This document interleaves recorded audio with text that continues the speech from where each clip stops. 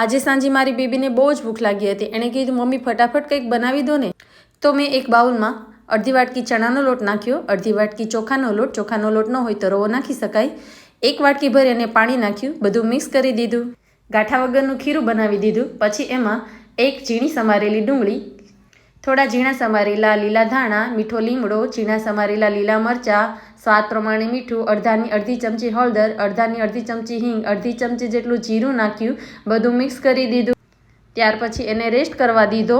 હવે એમાં અડધી ચમચી જેટલો ઈનો નાખી દેવાનો અને પછી બધું મિક્સ કરી અને પછી એક તડકા પેન લીધું અને એમાં 1 ચમચી તેલ નાખ્યું, એમાં થોડાક તલ સ્પ્રિંકલ કર્યા અને એમાં 1.5 ચમચો ભરી અને આ બેટર નાખી દીધું. હવે એક સાઈડમાં ચડી જાય એટલે 1 ચમચી તેલ નાખવાનું, પછી સાઈડને પલટાવી નાખવાની, બીજી સાઈડમાં પણ 2 મિનિટ સુધી ચડવા દેવાનું. તમે આ નાસ્તામાં તમને મનગમતા શાકભાજી એડ કરી શકો છો અને આવી રીતે બનાવી અને એન્જોય કરી શકો છો. તો જરૂરથી ટ્રાય કરજો.